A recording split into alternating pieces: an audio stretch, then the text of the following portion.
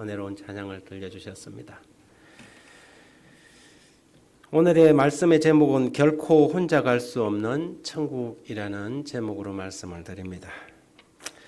마가복음 2장 13절에서 17절 말씀은 아마 여러분이 저거 지난번에 했던 설교 같은데 이런 생각이 들 겁니다. 같은 본문을 가지고 말씀드릴 거고요. 그러나 조금 다른 각도에서 여러분과 함께 말씀을 나눌까 합니다. 하버드 4년 장학생 카디자 윌리엄스가 그의 졸업식에서 한 연설입니다. 저희 어머니는 14살 때 차가운 쓰레기 더미 속에서 저를 출산했습니다. 어머니와 전 뉴욕 거리를 전전했고 무료급식소와 쓰레기를 뒤지며 굶주림을 해소해 왔습니다. 저는 아무것도 모르고 그렇게 길거리에서 키워졌습니다. 값싼 모텔과 노숙자 쉼터를 찾는 일은 굉장히 드물었고 대부분 차가운 길바닥과 냄새나는 뒷골목에서 생활하는 경우가 많았습니다. 제 집 주소는 언제나 뉴욕 어느 동네의 식당 뒷골목이었습니다. 그렇게 제 이름은 노숙자가 되어버렸습니다. 전 공부가 좋았습니다. 가진 게 없는 제가 그나마 남들과 같아지기 위해서는 한 권의 책을 더 읽고 한 번 더 생각하는 방법을 선택했습니다. 노숙자들이 모여 사는 텐트촌에서 어머니와 저는 두 모녀가 감수해야 할 위험한 시선을 참아내며 필사적으로 학교를 다녔습니다. 12학년을 다니는 동안 자그마치 12곳의 학교를 옮겨 다니며 공부를 해야만 했습니다. 하지만 전 포기할 수 없었습니다. 한 달에 5권의 책을 읽었고 뉴욕의 모든 신문을 정독했습니다. 길거리의 길바닥은 저에게 세상에서 가장 넓은 공부방이었습니다. 꿈이 생겼습니다. 대학에 들어가 나의 운명을 스스로 바꾸는 꿈, 우리 가족이 더 이상은 남들의 비웃음 섞인 시선을 받지 않아도 되는 꿈. 노숙자 주제에 대학은 꿈도 꾸지 마라. 사람들은 항상 같은 말을 했습니다. 저는 노숙자처럼 보이지 않기 위해 항상 머리를 단정하게 했고 옷도 언제나 깨끗하게 입었습니다. 이를 악물고 공부했습니다. 11학년이 되었을 때 어머니께 이사를 하더라도 더 이상은 학교를 옮기지 않겠다고 부탁했습니다. 대학에 가려면 저를 잘 아는 선생님의 추천서가 꼭 필요했기 때문입니다. 그래서 저는 새벽 4시에 일어나 학교에 갔고 밤 11시가 되어서야 돌아왔습니다. 4.0에 가까운 학점을 유지했고 토론 동아리 참여, 육상팀으로 활동하는 등 다양한 학교 활동에도 참여했습니다. 모든 곳이 저에겐 배움의 장소였습니다. 이런 저에게 변화가 생기기 시작했습니다. 복지단체들이 장학금으로 저를 도와주기 시작했고 사회단체에서 저를 지켜봐 주었습니다. 저를 믿는 사람이 생긴 것입니다. 정말 최선을 다했습니다. 내 인생과 운명을 바꾸기 위해 앞만 보고 달렸습니다. 그리고 전 결국 브라운과 컬럼비아 등 미국 전역의 20개의 대학으로부터 합격 통지를 받아냈습니다. 그녀를 합격시키지 않는다면 당신들은 제2의 미셸 오마바를 놓치는 실수를 할 겁니다. 카디자 윌리엄스, 노숙자였던 저는 지금 하버드의 4년 장학생입니다. 전 제 자신이 똑똑하다는 것에 언제나 자신감을 가졌어요. 남들이 노숙자니까 그래도 돼라는 말을 너무나도 싫어했습니다. 전 가난이 결코 변명거리가 되지 못한다고 생각했습니다. 제 이름은 카디자 윌리엄스입니다. 더 이상 사람들은 저를 노숙자라고 부르지 않습니다. 저는 이 글을 읽으면서 세상에 어느 누구도 편견과 선입견으로 판단할 사람은 한 사람도 없구나 이런 생각을 하게 되었습니다. 예수님은 당시 사람들이 사람을 보던 시선으로 사람을 평가하지 않았습니다. 맞습니다. 대부분 사람들은 자신들이 선택한 자유선택으로 그들이 처해 있는 형편 속에 들어가 있는 것이 맞습니다. 그러나 그렇다고 모든 사람이 다 그런 것은 아닙니다. 그들을 믿어만 준다면, 그들을 지지하고 격려만 한다면 마태처럼 이 카디자 윌리엄스처럼 위대한 하나님의 종들로 태어날 사람들이 많이 있습니다. 우리는 사람들을 바라볼 때 세상의 시선으로 평가하고 선입견과 편견으로 낙인 찍지 말아야 합니다. 하나님은 언제나 사람들의 가능성을 보시는 분이십니다. 우리의 가능성을 보시고 하나님은 우리를 하나님의 백성으로 부르셨습니다. 우리가 읽은 그 본문의 첫 번째 말씀은 이렇게 시작합니다. 그 후에 나아가사 그렇게 시작합니다. 그 앞의 사건은 중풍병자를 고치는 사건이었습니다. 그분은 중풍병자를 고침으로 당신이 사람들의 죄를 용서하실 수 있는 권세가 있는 분임을 분명하게 보여주셨습니다.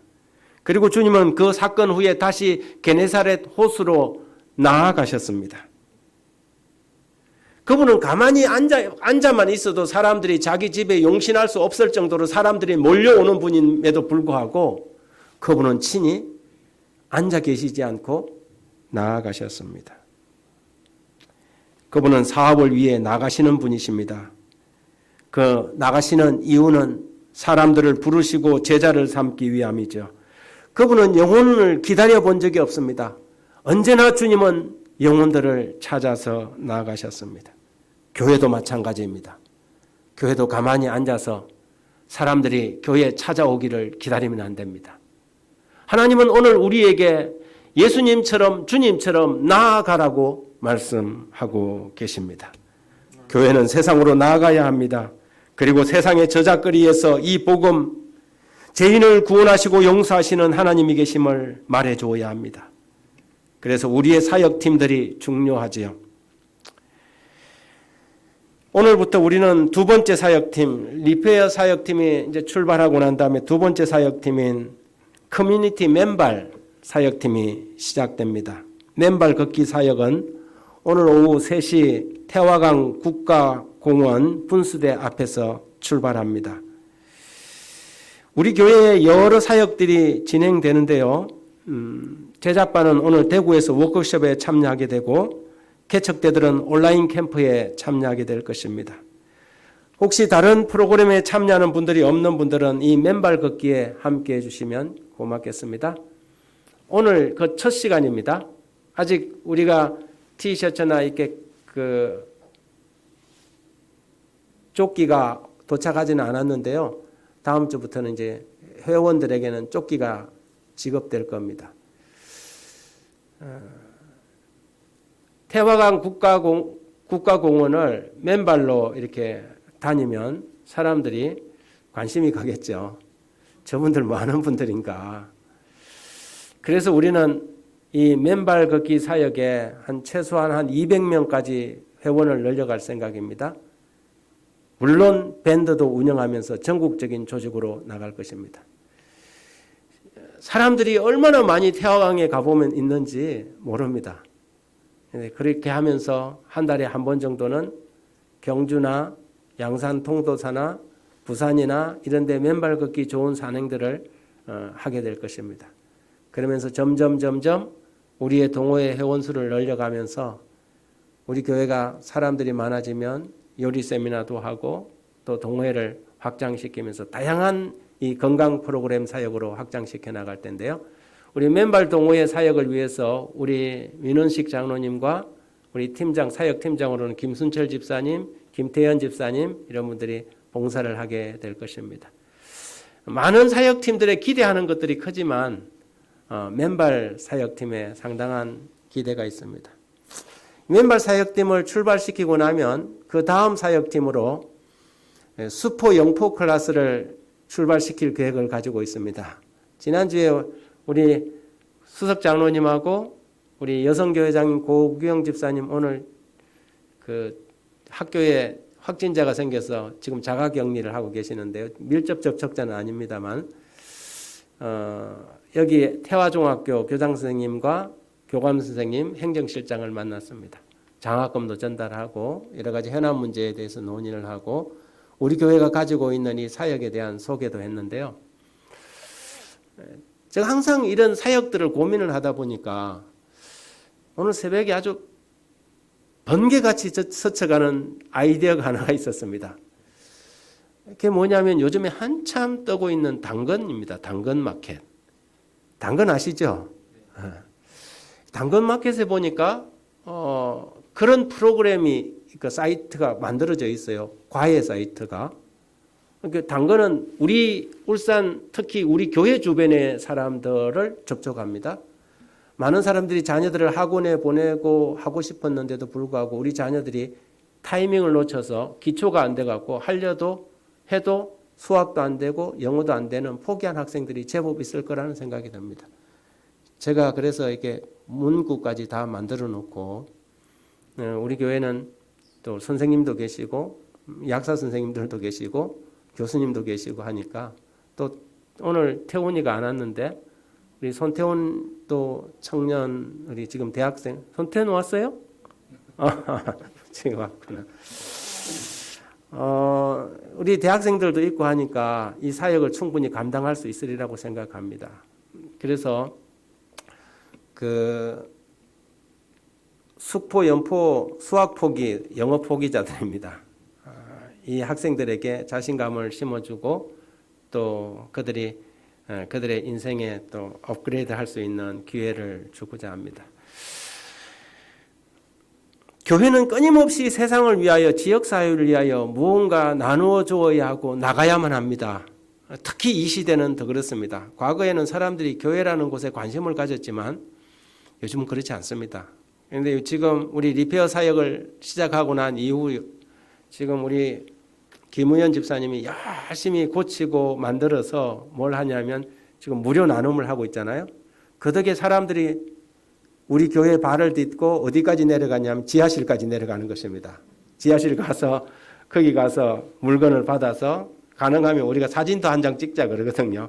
그래도 이분들이 와서 사진도 같이 다 찍어주고 굉장한 이 선교 사역입니다. 그래서 이걸 하나 둘 차곡차곡 지금 자료를 쌓고 있는데 이렇게 해서 한 자료가 한 뭐 몇 페이지 정도 넘어가면 우리가 그것을 가지고 구청하고 MOU를 한번 도전을 해보려고 그럽니다. 그래서 자원고갈, 환경보호, 그 다음에 나눔 실천이라는 세 가지 키워드가 지금 리페어 사역센터의 핵심 키워드입니다. 가전제품이 망가지면 리페어 센터로, 인생이 고장나면 예수님께로, 이 슬로건을 가지고 지금 진행하고 있는데요. 여러분 우리 주변에 많은 사람들이 뭔가 조그마한 게 하나 망가지면 그냥 버려버리지 않습니까? 이것으로 인해서 자원이 고갈되고 환경은 파괴됩니다. 제가 이제 계속해서 이렇게 그걸 하고 있다 보니까 어떤 사람이 우리 센터에다가 문의를 해왔어요. 뭐라고 하냐면 전자레인지도 수리가 됩니까? 그래요. 김의원 집사님 전자레인지 수리되지요? 그래서 사정에 따라서 다르지만 수리될 겁니다. 가져오십시오 해서 그분이 아마 전자레인지를 가져오실 것 같아요. 여러분 우리 교회가 지역사회를 위하여 이런 일들을 하고 있다는 것 자체가 굉장히 복된 일이고요. 지난주에는 그분이 이걸 물건을 가지고 가면서 교회가 참 좋은 일을 해줘서 고맙다. 감사 인사를 들었습니다. 여러분 교회는 세상으로 나가야 합니다. 가만히 앉아서 기다리지 말고 예수님은 나가라고 우리에게 말을 하고 있는 것입니다. 예수님의 제자들 중에 예수님이 찾아가서 만나지 않고 찾아와서 만난 사람은 딱 한 사람입니다. 가룟 유다입니다. 그분은 나가시는 분입니다. 그리고 가서 부르시고 구원하십니다. 우리 세울산 성도들도 예수님처럼 나가서 사람을 만나고 영혼을 구원하는 영혼 구원의 삶이 되시기를 주의 이름으로 축복합니다.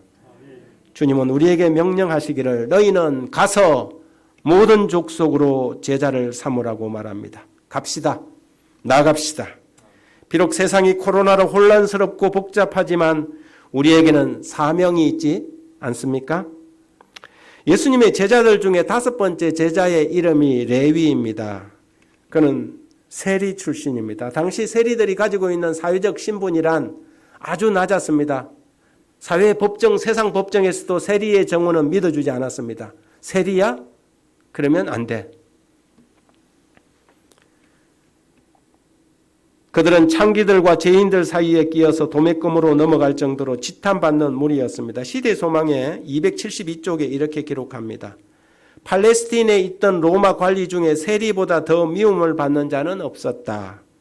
외세에 의하여 세금이 부과되고 있다는 사실은 그들의 독립이 떠나갔다는 것을 생각하게 하는 것이었으므로 유대인들을 계속적으로 자극했다. 그리고 세금을 징수하는 자들은 단순히 로마의 압박의 도구가 아니라 자신을 위하여 사람들을 희생시켜 치부하는 착취자들이었다. 로마 사람들의 지배 아래 이 직책을 맡은 유대인은 국가의 명예를 배신한 자로 여겼다. 그는 배신자로 멸시를 받았고 사회의 가장 비열한 계층으로 분류되었다. 그런 세리가 예수님의 제자 중에 한 명이었습니다. 이 사실은 우리처럼 못나고 부족한 사람도 예수님의 제자가 되기에 부족함이 없다는 사실을 말해주고 있습니다. 왜 예수님은 하필이면 모든 사람들로부터 소외되고 천시받는 세리를 그분의 제자 중에 한 사람으로 선택했을까요? 그것은 우리가 세상에서 편견과 선입견으로 저 사람은 안 된다고 제쳐놓을 수 있는 사람은 단 한 사람도 없다는 것을 가르쳐 주는 것입니다. 여러분, 이번 전도회 때 저 사람은 안 돼라고 제쳐놓은 사람이 있습니까? 저 사람이야말로 마태구나, 그렇게 생각하시기 바랍니다. 여러분이 안 된다고 생각하는 그 사람을 하나님은 콕 집어서 마태라고 말하는 것이죠. 그러므로 우리가 우리 마음으로 지레짐작으로 사람을 평가하고 편견과 선입견으로 그들을 재단해버리는 우를 범하지 않게 되기를 간절히 바랍니다. 레위, 그의 또 다른 이름은 마태입니다. 레위는 누군지 모르지만 마태는 아시지 않습니까? 마태복음의 기자입니다. 레위라는 이름은 그 뜻이 연합하다, 친하다는 뜻입니다. 그랬습니다. 그는 세상을 사랑했고 세상에 애착을 가졌습니다. 세상과 연합했습니다. 유대인으로 하나님 나라에 대한 이상을 잃어버리고 세상과 짝하여 재물에 애착을 가지고 자신의 욕심을 채우기 위해 수단과 방법을 가리지 않은 세리가 되었습니다. 레위라는 이름에서 알 수 있듯이 그는 레위 지파의 사람입니다. 그럼에도 불구하고 그는 민족의 매국노요, 백성의 착취자가 되었습니다. 그리고 돈도 많이 벌었습니다. 그의 신은 돈이었고 그의 황제는 로마의 시저였습니다. 로마 황제의 창고를 채우고 사리 사욕을 만족시키기 위해 가버나움 세관에 앉아서 민족의 고혈을 쥐어짜던 세리 레위가 이제 주님의 부르심을 받아 마태로 거듭난 것입니다. 마태는 무슨 뜻인지 아십니까? 마태는 하나님의 여호와의 선물이라는 뜻입니다. 그렇습니다. 그는 본래 하나님의 선물로 이 세상에 태어났습니다. 그러나 그는 세상과 연합하는 레위가 되었고 자신의 존재의 이유와 가치를 잃어버리고 살아왔습니다. 그의 영혼은 병들었고 세상에서도 죄인이 되고 천대받는, 멸시받는 세리가 되었습니다. 여러분 아십니까? 우리는 모두 이 땅에 하나님의 선물로 태어났다는 사실을 말입니다. 우리가 지금 어디 있든지 지금 형편이 아무리 어렵고 힘들더라도 우리는 하나님의 계획과 하나님의 섭리 가운데 그분의 선물로 이 땅에 태어난 것이 분명합니다. 아무리 출생 신분이 더럽고 비천하다 할지라도 이 사실은 분명한 사실입니다. 그 어디 지난 2000년 전에 이 세상에 태어났던 예수님만큼 비천한 출생이 있을까요? 베들레헴 말구에서 태어나신 우리 주님보다 더 비천한 탄생이 있겠습니까? 그분은 세상 사람들의 조소와 조롱을 받으면서 처녀의 몸에서 탄생했습니다. 우리는 그분을 믿기 때문에 마리아의 몸에서 탄생한 예수님의 출생을 신비롭게 바라보지만 세상 사람들은 그렇게 보지 않았을 것입니다. 처녀가 아이를 낳았다고? 척하면 삼척 아니야? 그것이 당시 세상 사람들의 시선이었겠죠. 헤롯의 미움을 받아서 태어나자마자 남의 나라로 피난을 가야 했고 그분이 자라나신 나사렛도 그렇게 썩 좋은 환경은 아니었습니다. 그러나 그분의 신분과 태생과 고향과 빈부 여부에 상관없이 그분은 여호와의 선물이요 인류의 소망이었습니다. 우리도 처음 이 세상에 태어날 때는 누군가의 가정에 하나님의 선물로 보냄을 받은 사람들입니다. 비록 지금은 세금을 거두는 세리에 불과했지만 그는 한때 여호와의 선물로 이 세상에 문을 열고 나온 마태였습니다. 이제 예수께서 그를 찾아오셔서 그의 존재의 가치를 회복시키시고 그를 불러 이 세상에 태어난 참된 까닭과 이유를 새롭게 해 주신 것입니다. 세관에 앉아 있는 것을 예수님께서 보셨습니다. 많은 사람들이 있는데 예수님은 굳이 콕 집어서 세관에 앉아 있는 세리 마태를 주목하신 것입니다. 레위야, 너의 인생의 목적은 사람들을 착취해서 돈이나 벌고 이속이나 챙겨 호의호식하는 것이 아니다. 너에게는 더 크고 더 넓고 더 분명한 사명이 있다. 일어나 나를 따르라. 내가 너를 새롭게 하노라. 마태를 부르셨습니다. 오늘 그렇게 마태를 부르신 주님이 저와 여러분을 부르십니다. 하나님의 섭리와 귀한 선물로 이 땅에 태어난 사랑하는 여러분들이시여, 여러분이 지금 어디에 앉아 있든지 여러분의 직업이 무엇이든지 무슨 일을 하든지 오늘 주님은 저와 여러분을 부르시는 것입니다. 이 아침 그분의 이 고귀한 부르심에 마태의 순종으로 그분을 따라 나서지 않겠습니까? 마태는 그날 세관에서 주판을 버리고 주님을 따른 후 주님을 늘 따라다니면서 그분을 관찰했습니다. 그분을 따라다니면 다닐수록 그분이 위대해 보였습니다. 그래서 그는 후에 그가 관찰하고 발견한 사실을 주님에 관한 글을 쓰기 시작했습니다. 그가 만난 예수, 죄인이었던 그가 보고 듣고 발견한 복음을 기록한 것입니다. 그것이 신약 성경 제일 첫 페이지부터 나오는 마태복음인 것입니다. 우리는 마태복음에서 예수님은 이 땅에 오신 왕으로 만나게 됩니다. 한때 돈이 신이었고 로마의 황제 시저가 그의 왕이었던 그가 예수 그리스도만을 그의 유일한 왕으로, 만왕의 왕으로, 만주의 주로 기록한 것이 마태복음인 것입니다.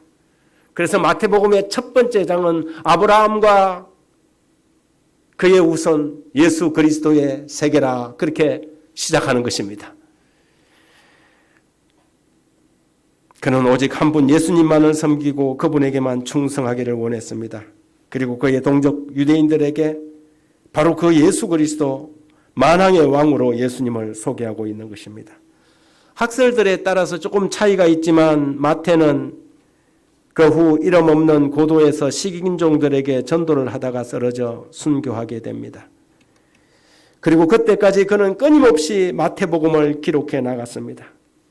오늘 이 아침 예수님의 부르심을 받은 사랑하는 여러분들이시여, 여러분은 어떤 삶으로 예수님을 만난 복음을 기록하시겠습니까?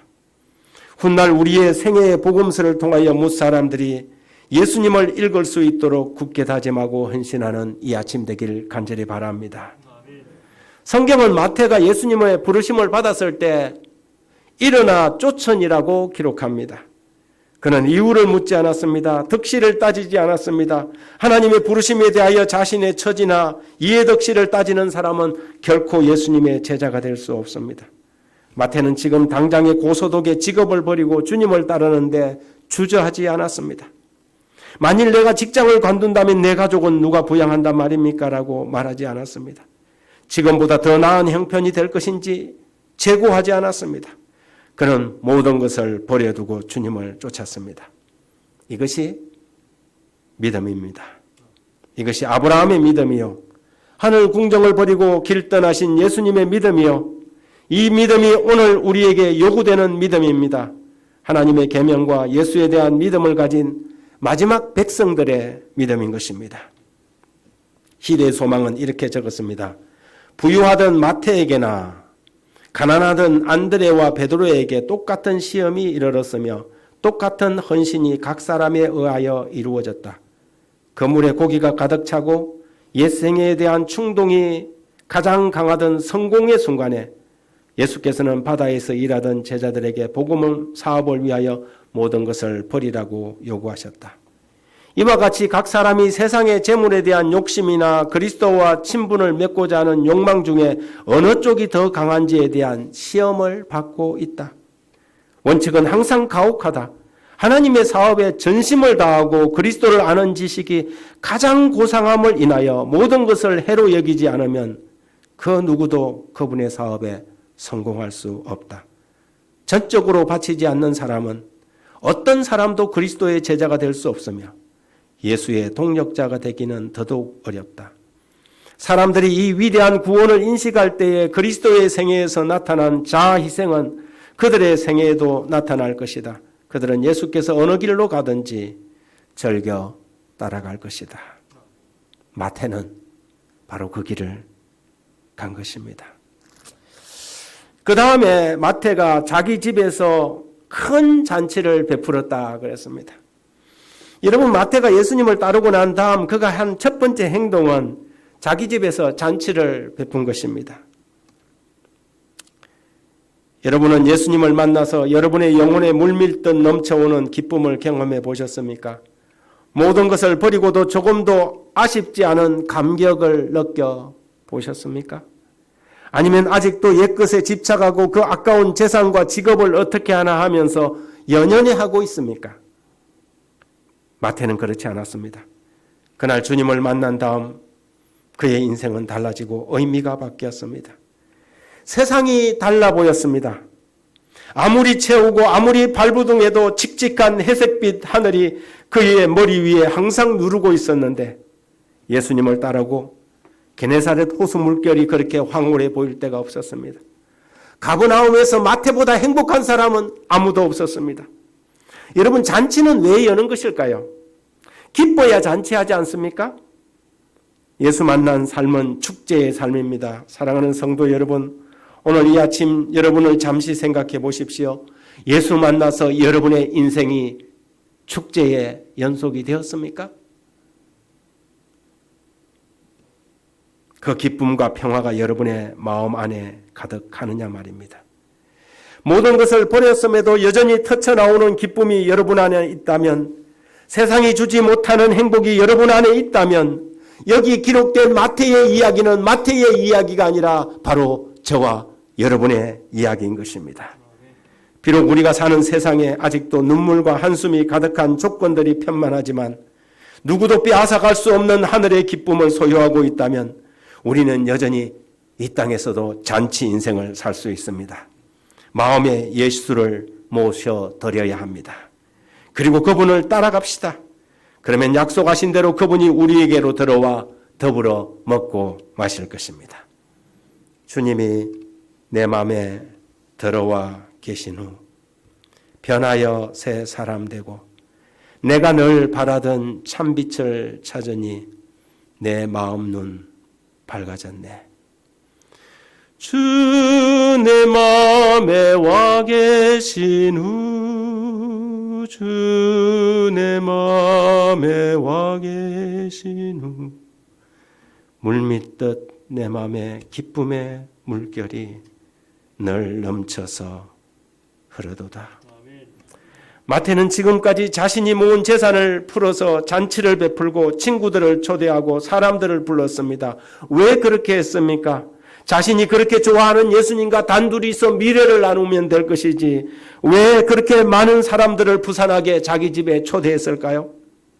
사랑하는 여러분, 천국길은 혼자 걸으면서 즐기는 것이 아닙니다. 마태는 예수님을 만나자마자 그는 그분을 다른 사람들에게 소개하고 싶었습니다. 이것이 예수를 쫓는 사람들의 삶에 나타나는 첫 번째 반응입니다.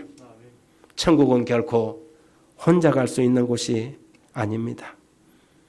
지금까지 세리였던 레위의 친구들은 당연히 초대되었을 것입니다. 그들도 자기처럼 이 놀라운 구원을 발견하기를 바랐겠지요. 이제 다시 여러분에게 묻고 싶습니다. 여러분의 인생은 축제의 삶입니까? 잔치하듯 즐거운 인생을 살고 계십니까? 그리고 그 기쁨을 함께 나눌 대상이 있으십니까?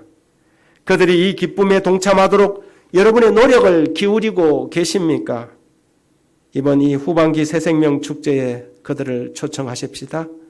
이 아름다운 잔치에 주님과 함께 멋진 축제의 시간들이 되기를 간절히 바랍니다.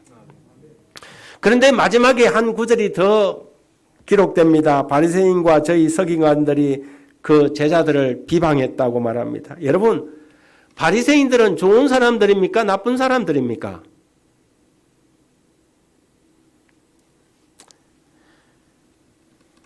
제가 좀 맞지 않은 질문을 했습니까? 여하튼 기억하시길 바랍니다. 바리새인들은 당대에 매우 선망받는 대상이었고,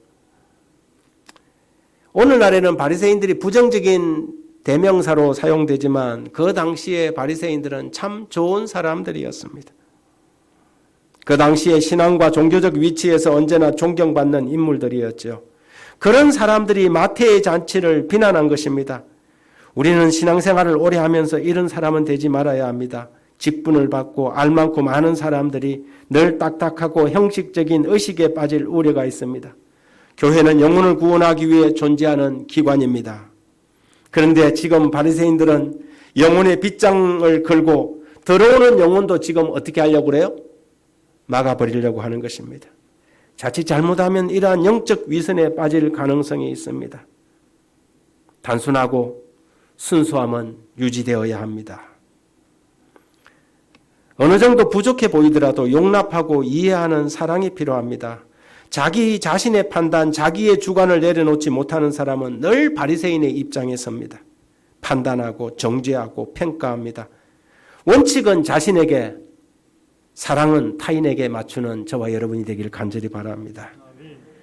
인도 격언에 이런 글이 하나 있습니다. 만일 그가 일을 끝내지 않았다면 그는 게으르다 하고, 내가 일을 끝내지 않았다면 나는 너무 바쁘고 많은 일에 눌려 있기 때문이라고 한다. 만일 그가 자기 관점을 주장하면 고집쟁이라고 하고, 내가 그렇게 하면 개성과 주관이 뚜렷해서라고 말한다. 만일 그가 나에게 말을 걸지 않으면 콧대가 높거나 자존심이 세다고 하고, 내가 그렇게 하면 그 순간에 복잡한 다른 생각을 하고 있었기 때문이라고 말한다. 만일 그가 친절하면 분명히 나로부터 무엇을 얻기 위해 친절하다고 말하고, 내가 친절하면 그것은 나의 유쾌한 좋은 성격 때문이라고 말한다. 그와 내가 이렇게도 다르니 얼마나 딱한 일인가. 그렇지 않습니까? 예수님께서 말씀하셨습니다. 주인이 종에게 이르되 길과 산울가로 나가서 사람을 강건하여 데려다가 내 집을 채우라. 내가 죄인을 불러 회개시키려 왔노라. 아직도 내가 남보다 낫고 아직도 다른 사람들의 행동이 부족해 보이십니까? 다른 사람들의 허물이 보이십니까? 만일 그렇다면 그것은 내가 회개해야 할 분명한 이유가 있는 것입니다. 주님이 이 땅에 오신 것은 죄인을 불러 회개시키기 위하여 오신 것입니다.